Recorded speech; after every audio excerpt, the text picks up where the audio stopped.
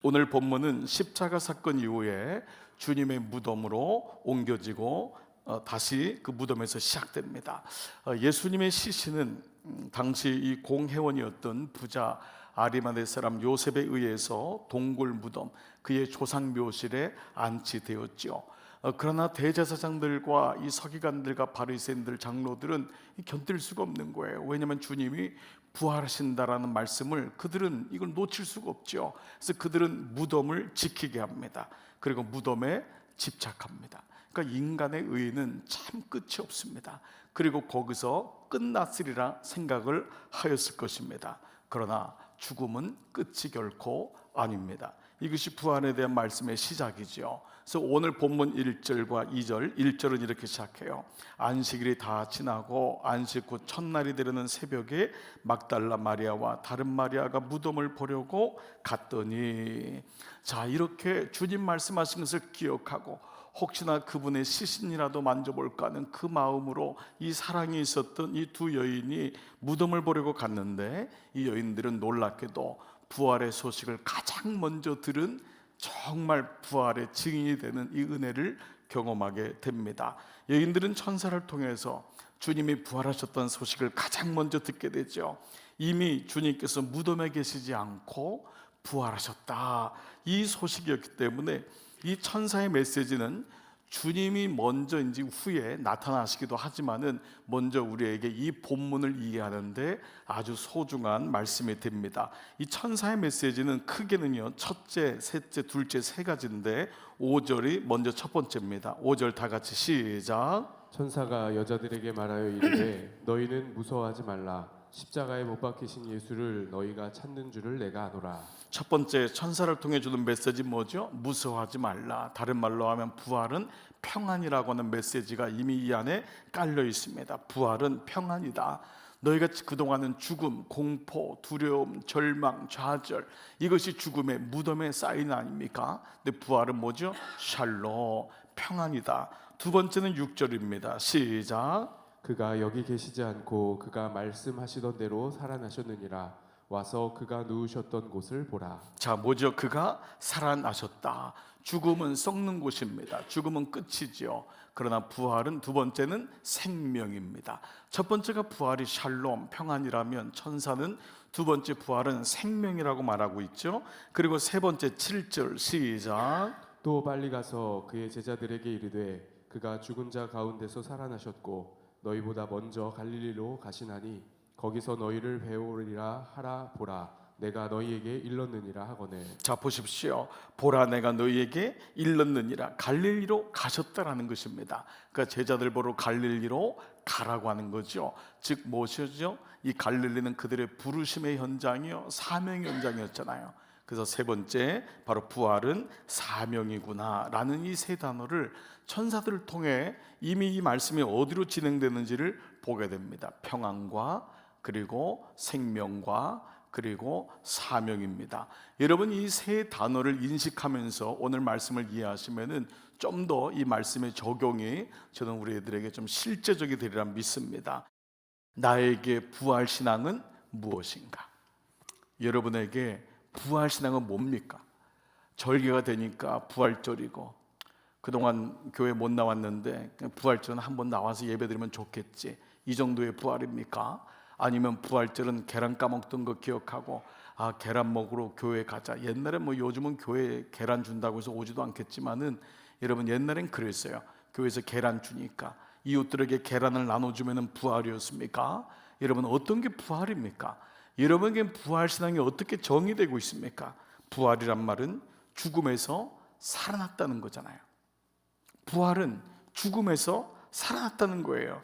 그러나 이 부활 신앙이 우리에게 자칫 조금 추상적이 되거나 멀어지는 것은 부활이란 단어가 우리에게는 없는 단어이기 때문에 그렇습니다. 부활이란 단어는 육으로 만들어진 죄 아래에 있는 우리에게는 애초부터 없었던 단어예요. 부활은 없습니다. 또한 이 죽음이란 단어도 인간이 감당할 수 있는 단어가 아닙니다. 100세 시대가 되어서 어느 시대보다도 삶의 질에 관심을 갖고 있지만 다가오는 죽음을 피할 사람은 아무도 없습니다. 조금은 삶의 퀄리티가 건강할지 모르지만 죽음을 피할 수 있는 사람은 없어요. 그런데 오늘 천사의 고백을 들어보십시오. 다시 5절 6절 천사가 여자들에게 말하여 이르되 너희는 무서워하지 말라. 왜냐하면 죽은 곳에 가는 곳조차도 두렵잖아요. 근데 무서워하지 말라. 십자가에 못 박히신 예수를 너희가 찾는 줄을 내가 아노라. 그가 여기 계시지 않고 죽음 가운데 계시지 않고 그가 이미 말씀하신 대로 살아나셨느니라. 이게 천사들에게는 얼마나 놀라운 소망입니까? 그리고 하는 말이 뭐예요? 그가 누우셨던 것을 보라. 인생은 무덤에서 끝나잖아요. 무덤에서 늘 통곡하고 무덤에서 늘 그렇지 않습니까? 근데 그가 누우셨던 것을 보라. 또 사도 바울은 부활을 의심하는 고린도 교회 교우들을 향하여 고린도전서 15장 19절 만일 그리스도 안에서 우리가 바라는 것이 예수를 믿는 너희가 바라는 것이 다만 이 세상의 삶뿐이면 모든 사람들 가운데 우리가 더욱 불쌍한 자니라. 이 말은 가장 불쌍하다는 거예요. 예수를 믿는데 만약에 우리가 이 세상 삶이 전부라면은 그걸 믿는다면 우리는 가장 불쌍한 자라는 거예요. 그러나 이제 그리스도께서 죽은 자 가운데서 다시 살아나사 잠자는 자들의 첫 열매가 되었도다. 죽은 자 가운데 첫 열매가 되었도다. 아주 놀라운 고백 아닙니까? 그래서 이 성경을 구속사적으로 풀어주는 거예요. 그 다음 21절 보면은 사망이 한 사람으로 말미암았으니 우리는 원래 죽는 존재가 아니었어요. 하나님과 영원히 거할 수 있는 그런 존재로, 영적인 존재로 만들으셨어요. 그러나 하나님과의 관계가 깨지고 죄 아래에 있음으로 말미암아 아담 때문에 죽음이 왔어요. 그것을 말씀하고 있어요. 사망의 아담 한 사람으로 말미암았으니 이제 다시 본질, 변질, 회복하시는데 그 하나님의 구원의 완성이 죽은 자의 부활도 한 사람으로 말미암느니라. 이것이 누구냔 말이에요. 바로 예수 그리스도를 말씀하고 있어요. 아담 안에서 모든 사람이 죽은 것 같이, 모든 사람이 죽음을 피하지 못한 것 같이 그리스도 안에서 모든 사람이 삶을 얻으리라. 아멘. 여러분, 이 말씀처럼 놀라운 말씀이 어디 있어요? 근데 여러분, 고린도 교회 말씀도 저는 이 말씀을 주면 이런 생각이 들었어요. 고린도 교회 사람들의 표정이 두 가지였을 것 같다. 그래도 계속 안 믿는 마음. 여러분하고도 지금 비슷한 것 같아요. 두 번째는 성령의 감동이 와야 돼요. 믿음은 내가 믿습니다 되는 것이 아닙니다. 성령께서 믿음을 줄 때 예수님의 죽음 나의 죽음, 예수님의 부활 나의 부활, 이게 믿어지는 거예요. 믿음은 행위가 아니에요. 여러분이 얼마나 행위로 해서 부활이 믿어지겠어요?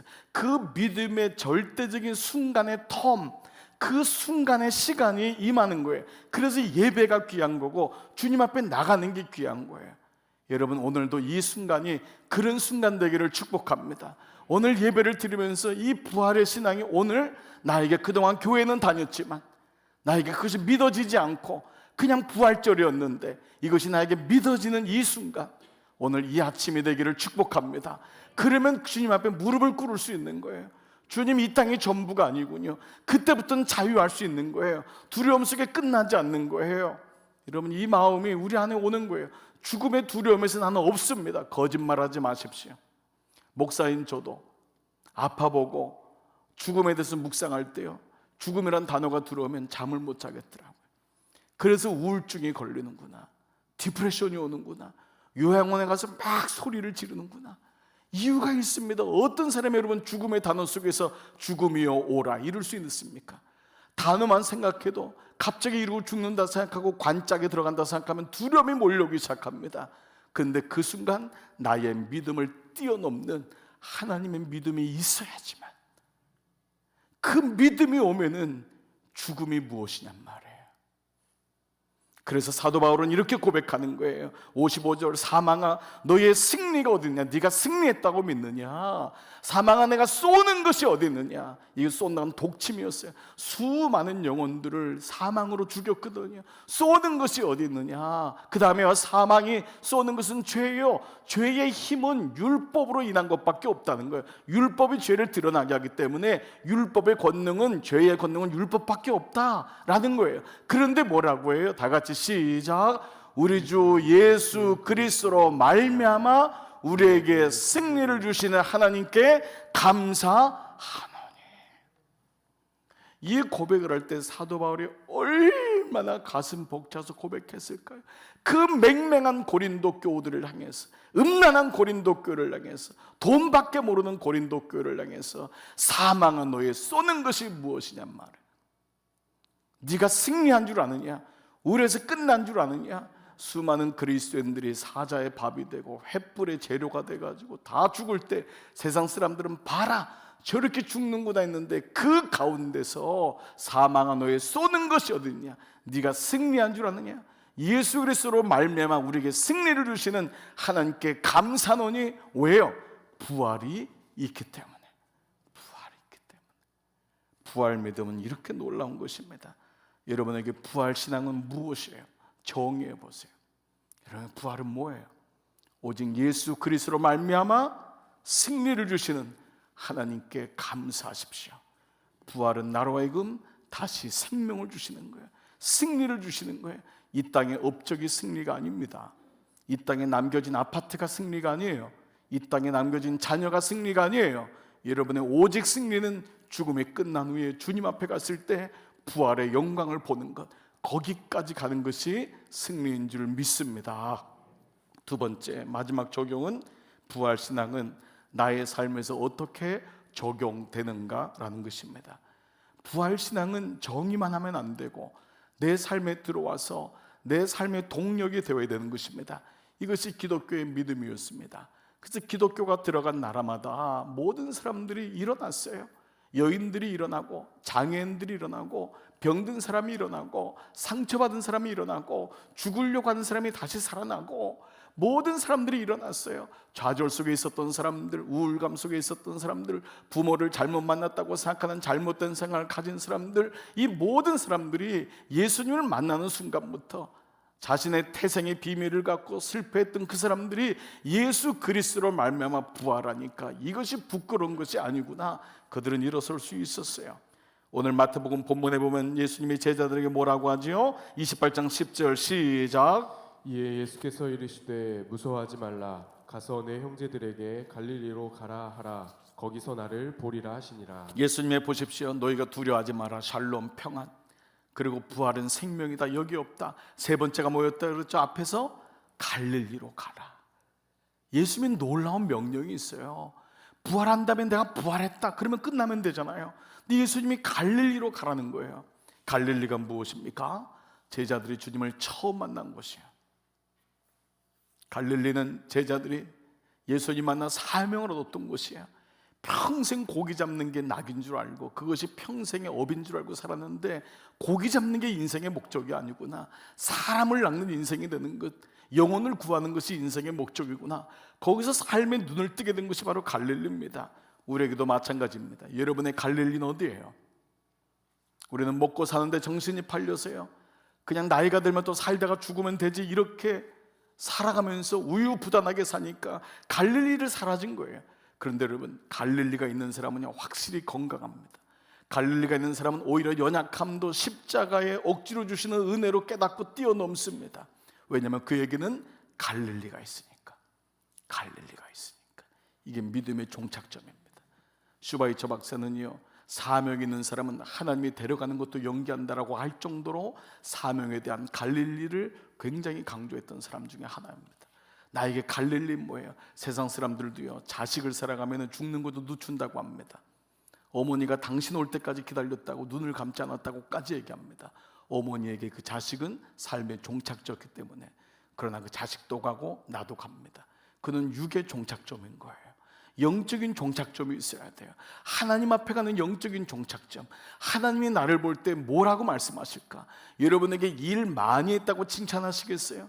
야, 너 많은 돈을 남겼구나. 야, 너 손주들이 좋은 대학에 갔구나. 하나님은 하나도 묻지 않습니다. 그건 인생에서 우리가 겪는 모든 광야에 똑같은 거예요. 기재기하는 거예요. 오직 한 가지, 너는 복음을 가지고 있었냐? 너는 그 땅에서 복음을 가지고 영혼을 사랑했니? 너는 복음을 가지고 살아갔니? 삶의 영적인 목적이 있는 것입니다. 이것을 가리켜 사명자라고 합니다. 사명의 그를 끌고 가는 것입니다. 목적이 이끄는 삶이 되는 거예요. 내 삶의 목적이 이끄는 삶. 어떤 목적이 나를 끌고 가냐는 거예요. 그래서 모든 직업, 여러분의 모든 건강, 여러분의 모든 직장, 이것은 하나님께로 가기 위해서 그 가운데 하나님이 사용하시는 도구이지, 그것이 목적이 되지는 않는 거예요. 도구와 목적을 혼동하면은 도구에 빠지는 거예요. 방법과 목적을 혼동하시면 안 돼요. 목적지는 예수 그리스도인 거예요. 여기서 본업이 구별되고 부업이 구별되는 거예요. 본업은 예수님과 동행하는 거구나, 예수님의 삶을 살아가는 거구나, 그걸 위해서 나에게 직장을 주었고, 그걸 위해서 나에게 가정을 주었고, 그걸 위해서 나에게 이런 일을 맡기셨구나, 그게 분명하면은 예수님 때문에 직장 생활도 견딜 수 있고, 예수님 때문에 가정에서의 아픔도 참을 수 있고, 예수님 때문에 셀프 디나이얼, 자기 부인이 가능한 거예요. 예수님이 없으면 하다가 그만두죠. 여러분 성격에 그냥 가겠어요? 그냥 때려치우죠. 근데 예수님 때문에 자기 부인이 되니까 그 직장에서, 그 가정에서, 그 말도 안 되는 그 상사하고 계속해서 주님 앞에 기도하며 붙어 있는 거예요. 왜냐하면 끝까지 우리의 목적은 직장이 아니고 우리의 목적은 예수 그리스도이기 때문입니다.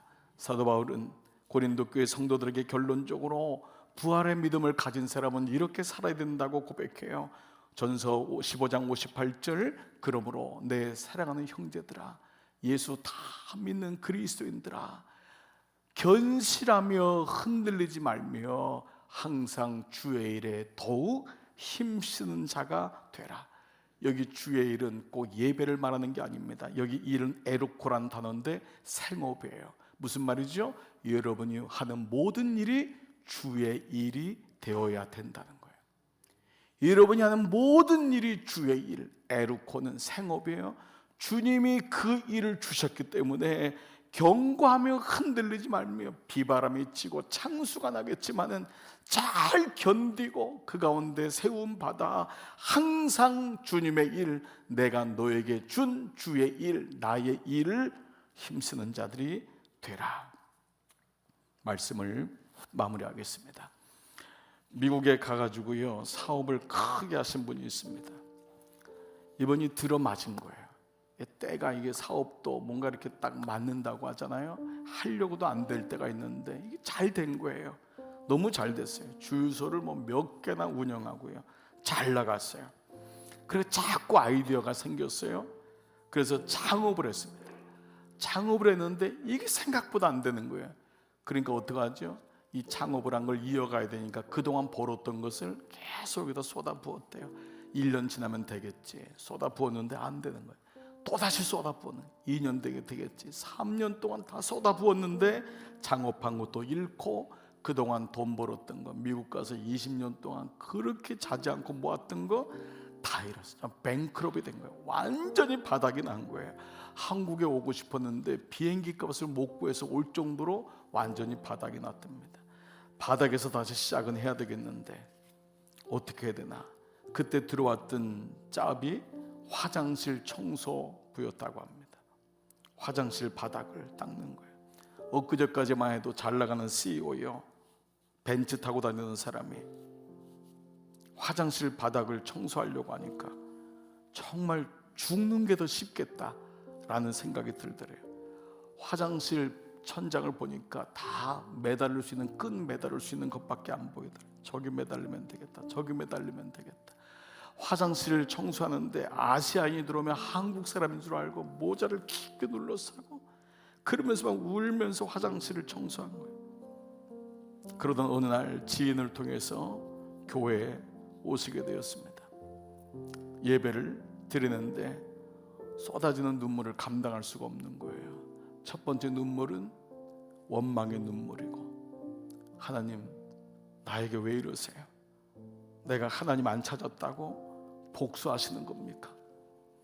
여러 가지 눈물이 왔겠죠. 예배를 드릴 때마다 쏟으셨어요. 눈물이 뭐 감당할 수가 없는 거예요. 이후에 신앙생활하면서 말씀이 들리기 시작했어요. 예수님이 나의 죄를 위해서 그렇게 고난당하고 그 모든 죽음의 과정에 수치와 부끄러움까지 벌거벗기셔서 십자가에 달리셨다고 하는 그 말씀을 들으면서 참을 수가 없었어요. 이 모든 것을 참고 나 같은 영혼 위해서 죽기까지 하셨는데 내가 뭐라고 이거 하나 못 참나? 라는 마음이 들더래요. 놀라운 변화였어요. 그러면서 그 마음속에 어떤 고백이 생기냐면, 예수님 죽음, 내 죽음, 예수님 부활, 내 부활. 예배 시간에 고백했던 그 고백을 이분 스스로가 자기가 화장실을 닦으면서 하고 있더래요. 제가 광고 시간에, 예배 시간에 예수님에게, 여러분에게 따라했던 그 고백을 화장실을 청소하면서 예수님 죽음, 내 죽음, 예수님 부활, 내 부활. 눈물이 쏟아지는데 예수님 죽음, 내 죽음, 예수님 부활, 내 부활. 화장실을 닦으면서 이 화장실 닦고 옆편 또 닦고 죽기까지 쓰는데 예수님 죽음, 내 죽음, 예수님 부활, 내 부활. 그런데 어느 날 갑자기 이렇게 더러운 곳은 아무도 청소 안 하는데 나에게 이런 직장을 주시니 얼마나 감사한 거란 마음이 들기 시작했다. 또 하나의 생각이, 돈은 다 가져가셨지만 몸은 병들으면 일할 수 없는데 이렇게 건강 남겨주셨으니 너무 감사해서 또 변기통을 붙잡고 예수님 죽음, 내 죽음, 예수님 부활, 내 부활. 내가 뭐 대단한 사람이라고 그렇게 자존심을 드러내고, 아내가 뭐라 그러고 누가 뭐라 그러면 빽빽 소리 질렀던 자기의 모습이 다 드러나는 거예요. 어린 시절에 부모에게 대들고 이랬던 모든 모습들, 자기 의로 살았던 모습들이 다 드러나면서 주님은 끝까지 그에게 예수님 죽음, 내 죽음, 예수님 부활, 내 부활이 계속 고백되던 순간이었어요. 그 순간은 마음의 문을 열고 자기가 자기의 감옥에서 나오는 순간이었다고 합니다. 마음이 바뀌니까요, 생각이 바뀌는 거예요. 자기가 죽음 안에 머물렀었구나. 죽음에서 나오니까 부활의 주님이 보이고 생각이 바뀌더래요. 그러면서요, 한국 사람은 너무도 빨리 청소하는 거예요. 지배인이 보니까 당신은 어떻게 이렇게 빨리 청소를 하냐? 일반적인 미국 흑인들이나 미국 백인들이 청소하는 것보다 똑같은 시간에 몇 개나 화장실을 닦으니까 이 사람에게 그런 몇 개를 더 맡긴 거예요. 할 수 있습니다. 할 수 있습니다. 몇 개를 더 했고, 다 시간이 지나면서 빌딩 하나를 다시 맡기더래요. 그래서 네가 지배인이 되라. 수하에 50명을 맡기면서 흑인 50명에게 다 짭을 나눠주게 되고, 그 사람에게 자기가 만난 예수님을 얘기하게 되고, 너희들 이것 때문에 창피하다고 생각하지 마라. 예수님의 죽음, 나의 죽음, 예수님 부활, 나의 부활. 이 고백을 하게 한 거예요. 놀랍게도 인정을 받게 되고, 이 시간이 지나면서 놀랍게도 이 사람은 아이디어를 하나님이 주신 거예요. 청부, 청소, 업체, 회사를 만들어야 되겠구나. 하나님이 이렇게 다시 세우시는구나. 그 이후에 그는 10년 후에 다시 일어날 수 있었어요. 근데 더 중요한 거는요, 그가 일어난 것보다 중요한 것은 하나님이 왜 나를 화장실 바닥으로 보내셨는지, 그리고 이 실패를 통해 그는 하나님이 나를 몰아가신 이유가 있었구나, 하나님이 나를 기다리셨구나. 이것이 바로 예수님 죽음, 나의 죽음, 예수님 부활, 나의 부활이었구나. 사랑하는 여러분, 여러분에게는 예수님은 어떤 분이십니까? 예수님의 죽음이 여러분의 죽음이라면 예수님의 부활도 여러분의 부활이 되셔야 됩니다. 오늘 아침 예배를 드리는 여러분에게 성령께서 들어가셔서 여러분의 마음을 만지시고, 이제 내가 그동안 내 마음대로 살았는데 아니구나, 정말 나에겐 주님이 필요한 분이구나, 주님 없이는 살 수가 없구나, 이 고백이 된다면 저는 오늘 2000년 전에 그 예수님은 시간과 공간을 초월하여 여러분의 심령 속에도 부활하여 여러분의 영혼을 만지시고 일으키시는 줄 믿습니다. 여러분, 이 땅은 절대 끝이 아닙니다. 주님이 끝이 아니라고 하면 끝난 게 아닙니다. 그러면 거기는 부활이 있고 생명이 있고 거기는 하나님이 우리를 기다리고 계십니다. 이 부활의 주님과 이번 한 주간, 아니 여러분의 남은 인생 동행하지 않겠습니까? 오늘 이 믿음이 여러분의 믿음 되기를 주의 이름으로 축복합니다. 예수의 죽음 나의 죽음, 예수의 부활 나의 부활. 다 같이 한번 해볼까요? 예수의 죽음 나의 죽음, 예수의 부활 나의 부활. 한 번만 더요. 예수의 죽음 나의 죽음, 예수의 부활 나의 부활. 주님 부활하셨습니다. 저도 일어나겠습니다.